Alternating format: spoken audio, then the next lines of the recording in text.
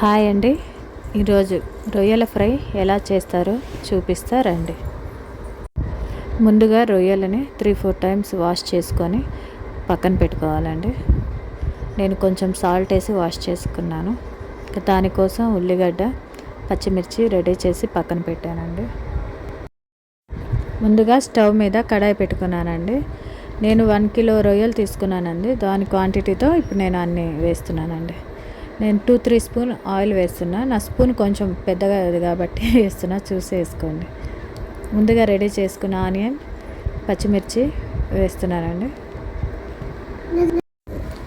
Onion కొంచెం brown colour వచ్చే వరకు ఫ్రై చేసుకోవాలి. ఇందులో మనకు కావాలంటే టమాటో కూడా వేసుకోవచ్చండి. నేను ఫ్రై ప్రాసెస్ చెప్తున్నా కాబట్టి నేను టమాటో వేసుకోలేదు.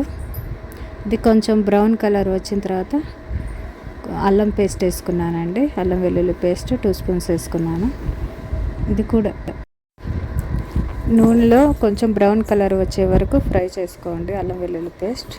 తర్వాత మనం ఇందాక వాష్ చేసి పెట్టుకున్న రొయ్యలు ఇందులో వేసేస్తున్నాను.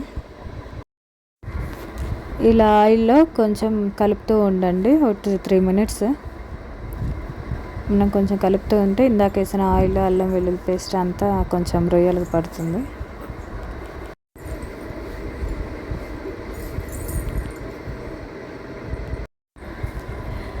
ఇప్పుడు ఇందులో మనం కొంచెం పసుపు వేసుకుంటున్నానండి. దీనికి సరిపడా సాల్ట్ కూడా వేసుకుంటున్నాను. ఈ రెండు కొంచెం మిక్స్ అయ్యే వరకు కలిపి మనం మూత పెట్టుకోవాలి. ఇప్పుడు ఇందులో వాటర్ అన్ని పోయే వరకు మనం రొయ్యలు మగ్గనివ్వాలండి. ప్లేట్ పెట్టేసుకొని ఒకసారి మళ్ళీ మూత తీసి మళ్ళీ ఒకసారి మొత్తం మిక్స్ చేయాలండి. మిక్స్ చేసిన తర్వాత ఇప్పుడు దానికి సరిపడినంత కారం వేసుకొని మళ్ళీ కొంచెం వాటర్ వేసుకుంటున్నాను. అది మళ్ళీ కొంచెం ఉడికేంత వరకు ప్లేట్ పెట్టేసుకుంటున్నాను. నేను కొంచెం ఇది ఫ్రైలా చేస్తున్నా కాబట్టి వాటర్ కూడా ఎక్కువ వేసుకోలేదంటే ఎక్కువ పట్టవు కూడాను. కొంచెం వేసుకొని మొత్తం ఒకసారి మిక్స్ చేసుకొని కొంత దగ్గరకైనాక దాని మీద ధనియాల పౌడర్ వేస్తున్నాను సరిపడినంత.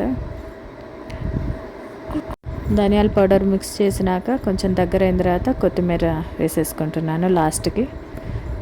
ఒక 2 మినిట్స్ అట్లా కలుపుకొని స్టవ్ ఆఫ్ చేస్తున్నానండి. అంతేనండి, రొయ్యల fry ready. Thank you for watching. Please subscribe.